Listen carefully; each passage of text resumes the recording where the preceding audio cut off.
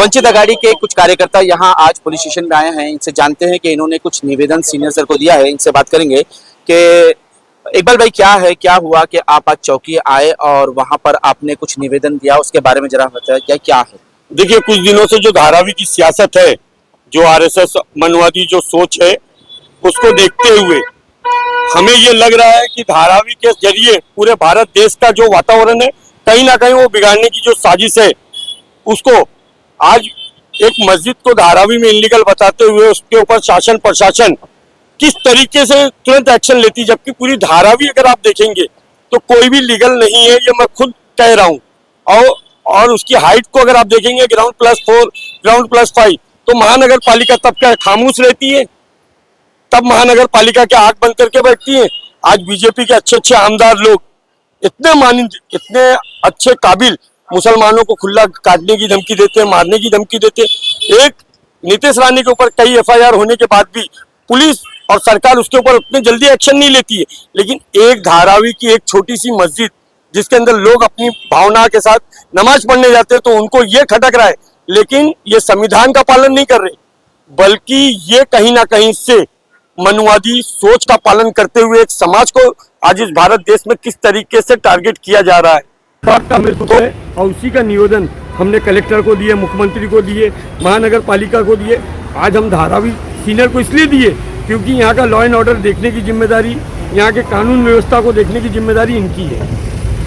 क्या क्या लिखा क्या है उसमें? हमने ये लिखा है कि भारत के अंदर धर्म देख के काम नहीं हो, जो भी काम है सिर्फ और सिर्फ संविधान को तहत हो, चाहे वो मनवादी सोच हो या तालिबानी सोच हो, वो हमें बर्दाश्त नहीं है। बाबा साहब ने बहुत मेहनत करके हमें एक संविधान दिए, उसके तहत कोई सरकार काम नहीं कर रही है, सिर्फ और सिर्फ जातिवाद।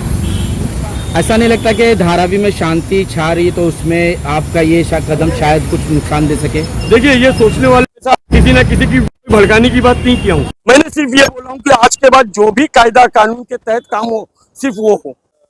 लेना चाहिए था। बनने के बाद किसी का धार्मिक वस्तु तोड़ना वो गलत है। बनने के बाद, बनने से पहले क्यों नहीं रोका उन्होंने? अभी बनने के बाद लोगों का मन में अनेक अनेक विचार आता है, तो इसीलिए लोगों का नाराजगी से ठीक किया उन्होंने, जो अपने हिसाब से किया है कि जो कि बीएमसी ज्यादा करके गलतियां मासूम महसूस। हमारा तो यही कहना है, अभी उनकी क्या सोच थी, उन लोग ने क्यों डोमिनेशन किए, क्या वजह थी, वो तो पता नहीं। बाकी जो हिसाब से हमारा ये है, जो हम लोग ने सीनियर साहब से जो बात की है कि भाई आने वाले वक्त में धारावी का माहौल खराब नहीं होना चाहिए, ना कोई वाद विवाद हो, बस ये है जो शांति है हमारे धारावी में वो शांति बरकरार रहे। अब कदम क्या होना चाहिए? जिस तरह से उन्होंने शांति के लिए उन्होंने अपने हाथ से डेमोलिशन कर लिया, जो ऊंचाई विवाद था उस पर खुद उन्होंने एक्शन लिया है, क्योंकि उन्होंने एक लेटर लिख कर दिया था। तो ऐसे में वंचित अघाड़ी और आप क्या कहना चाहिए? देखिए, मैं ये कहूँगा कि दबाव सिर्फ मुसलमान समाज पे क्यों, ये दबाव की राजनीति है। अगर ये नहीं तोड़ते तो इनको केस के जरिए फंसाया गया, आगे इनका भविष्य और खराब कर सकते थे। आप ये देख सकते हो कि इसी देश में दो कानून है, यानी एक मुस्लिम समाज के लिए अलग और जो कट्टरवाद मनुवाद है वो अलग। मुस्लिम समाज के ऊपर 24 घंटे के अंदर आरोपी मिल जाते हैं, लेकिन पीला बंगला उसमें जो एक हिंदू बच्चा मरा, उसके अंदर जो तोड़ फोड़ हुई, गाड़ी तोड़ी गई, सब कुछ, उसके आरोपी आज तक का नहीं मिले।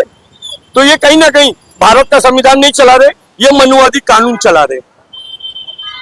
ऐसे में आपने कई सवाल उठाए थे ट्रस्टियों के ऊपर कि अगर ये सब करना था तो इतनी भीड़ इकट्ठा करने की जरूरत थी, उस पर क्या कहेंगे? देखिए, हमारी भी एक भावना है, मैं भी मुस्लिम समाज से ताल्लुक रखता हूं, तो मेरे पास भी बहुत से बच्चे आए कि भाई हमारे साथ ऐसा ऐसा गलत हुआ, ट्रस्टी को जब यही करना था तो फिर हमें बुलाए क्यों। तो मैं भी उस भावना के तहत हूं कि भाई जब आपको कायदे का इसका उसका जो भी दबाव के तहत आप आए हो, मैं मानता हूं कि आपका कोई नहीं है, मुस्लिम समाज का कोई नेता नहीं है। मुख्यमंत्री के पास जाके कुछ नहीं हुआ, क्या बोलते हैं, आमदार के पास खासदार के पास जाके कुछ नहीं हुआ। अगर खासदार तो शक्ल भी नहीं दिखाए। तो मैं वही चीज बोल रहा हूँ, यानी तुम्हारा वोट लेने के टाइम तुम्हारे प्रतिनिधि है और जब तुम्हारा समस्या आती तब गायब रहते, मिस्टर इंडिया बन जाते हैं। तो इस बात का मुझे दुख है कि अगर आज तुम्हारे को मालूमात होता तो ऐसे लोगों की नुमाइंदगी में आप कभी नहीं जाते। केस की बात आप कही थी कि जिन लोगों के ऊपर केस होता है क्या वो केस रिटर्न होगा, क्योंकि सारा विवाद जो है वो शांतिपूर्ण खत्म हो चुका है, तो उन लोगों पर क्या केस होगा या वो खत्म होगा? देखिए, जो मकसद था सरकार का वो हो चुका है, तो क्या केस वो आपको लगता है वापस होगा? मुस्लिम समाज को कभी भी केस में ही अटकाया जाता है कि केस में तुम अटको और डर के हमेशा पड़े रहो। आज उसी केस का नतीजा है जो मुस्लिम समाज कहीं ना कहीं से डरा सहमा और आगे चल के कोई वापस दंगा ना हो, इसके तहत जो कमेटी ने निर्णय लिया ये कहीं ना कहीं दबाव में है।